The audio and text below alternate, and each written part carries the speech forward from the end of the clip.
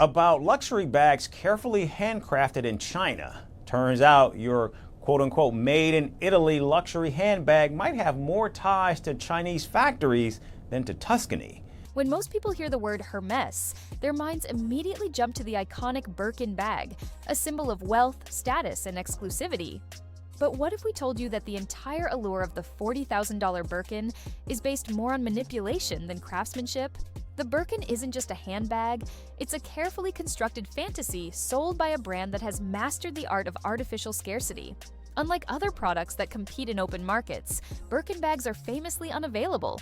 Customers are required to build a relationship with sales associates, spend thousands on non-handbag items, and then wait, sometimes for years, just to be offered a chance to buy one. They were talking about if we could get Birkins for the Hermes store, and there was also saying how we depreciate the value of a Hermes Birkin bag. And what the it just makes you want to be brag, like it just makes you want to brag, like, you know who the you're talking to, but no, I'm not even gonna take it there. This illusion of rarity drives up demand, turning the bag into a kind of financial asset. But beneath that glossy leather exterior, the question remains, is it really rare? Or just a masterclass in psychological marketing?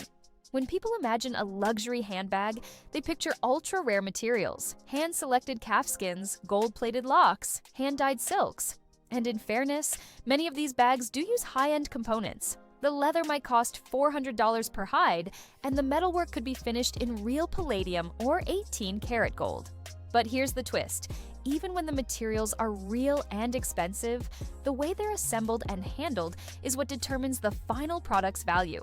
And this is where the illusion starts to unravel. The viral exposé breaks down the typical cost structure of a $40,000 Birkin bag.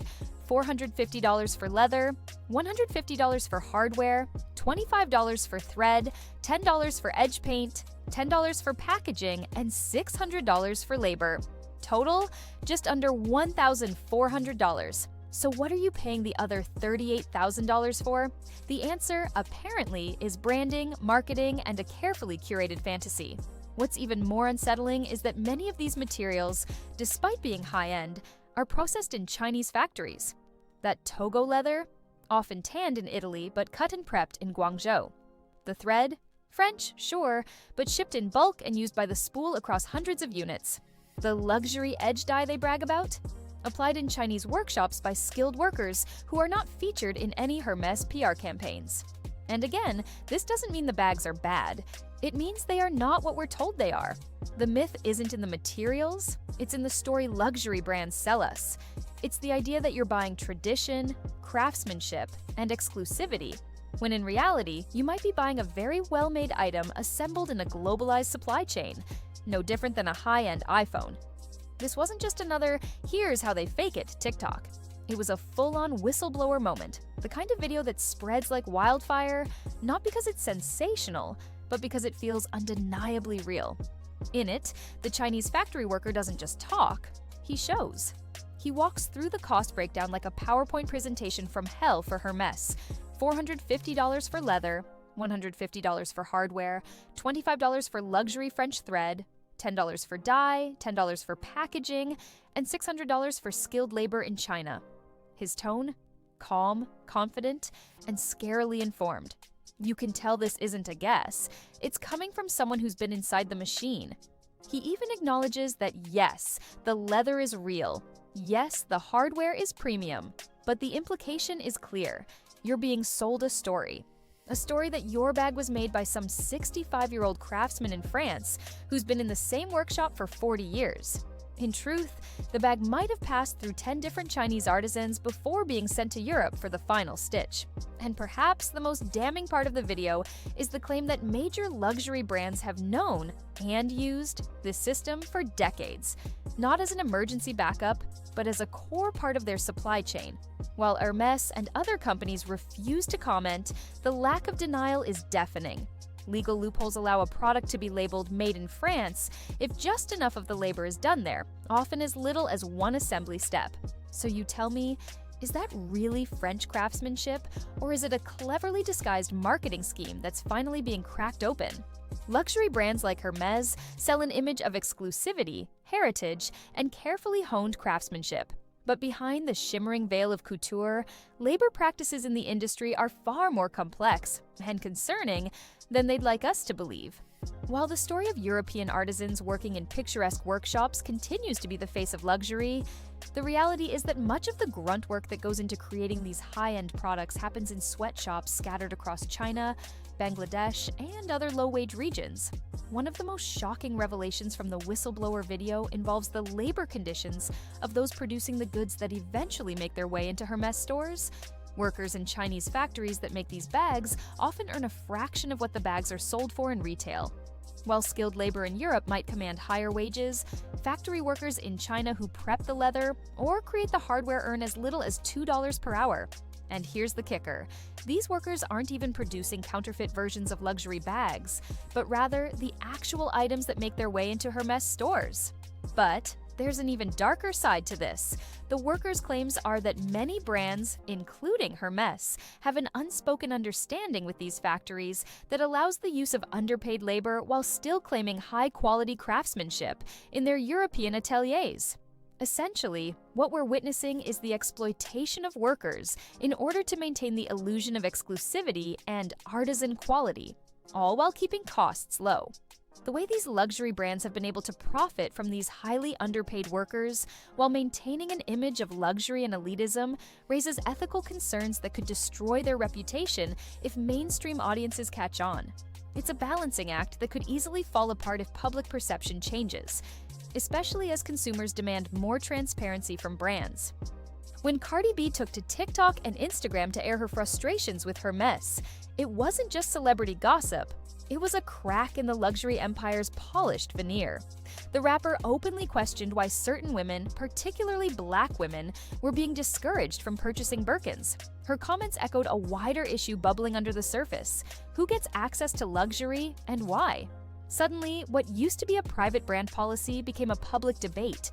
TikTok users started posting about being denied bags after spending thousands, sharing experiences of racial bias and systemic elitism within luxury retail.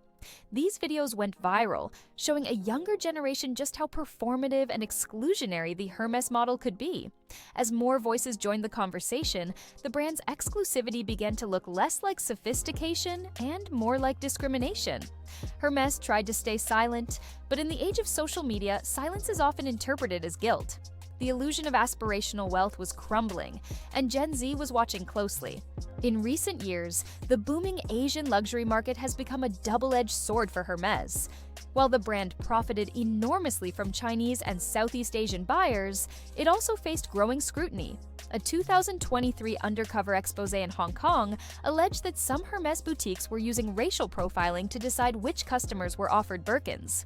Local influencers began to share their stories of being denied access to handbags despite meeting all the supposed criteria.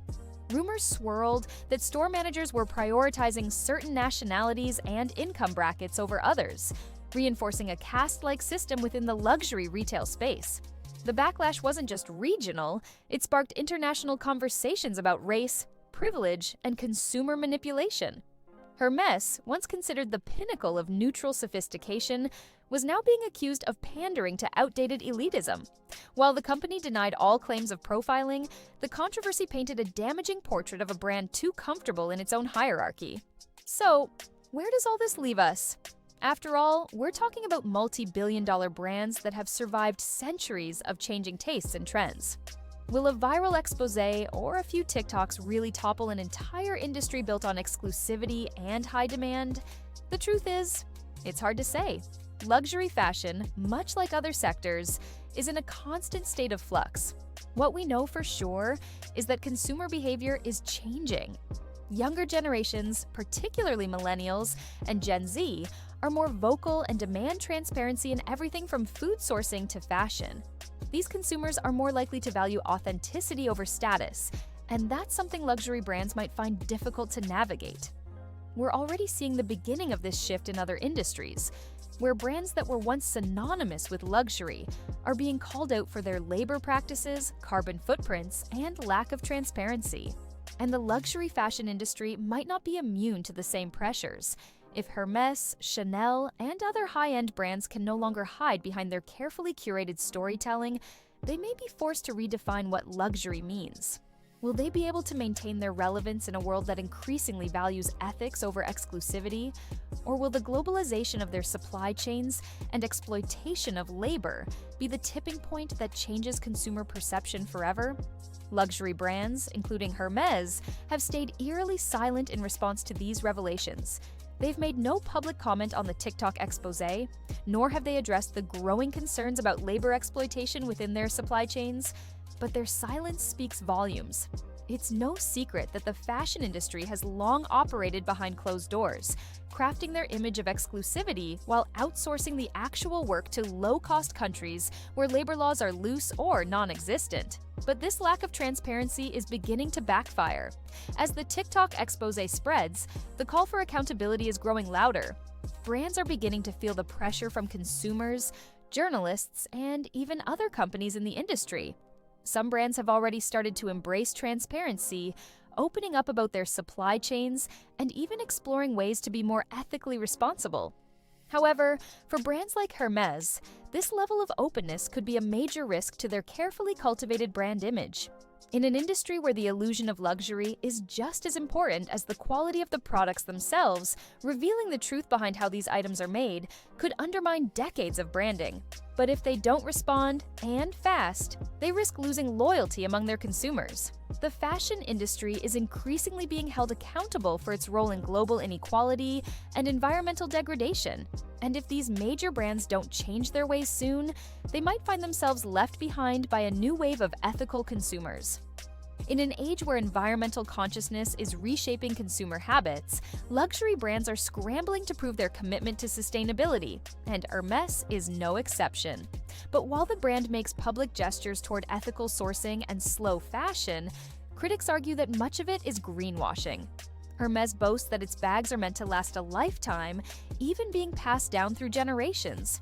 But what they don't emphasize is the environmental cost of sourcing exotic leathers like crocodile and ostrich, or the carbon footprint of global supply chains hidden behind boutique glamour.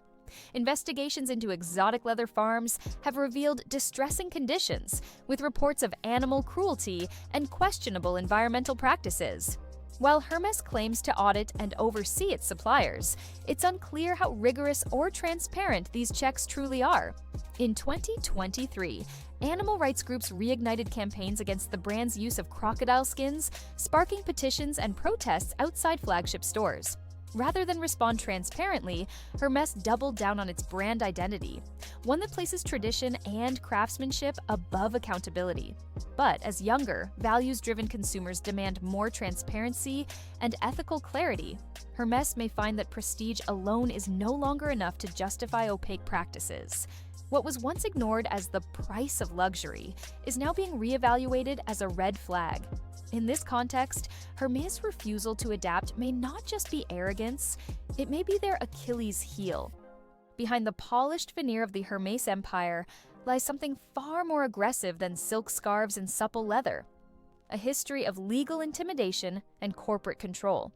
Over the years, Hermes has quietly developed a reputation for aggressively pursuing critics, whistleblowers, and even resellers who challenge their carefully controlled image. Several small resellers have reported receiving cease and desist letters merely for using the word Birkin in product listings, even when the bags in question were authentic. Meanwhile, former employees who've attempted to expose internal practices have allegedly been met with NDA threats or hush money settlements, though these claims remain unverified due to the legal web surrounding them. In one particularly revealing case, a Paris-based blogger known for analyzing luxury brand tactics was mysteriously forced to take down several posts after receiving a series of legal threats.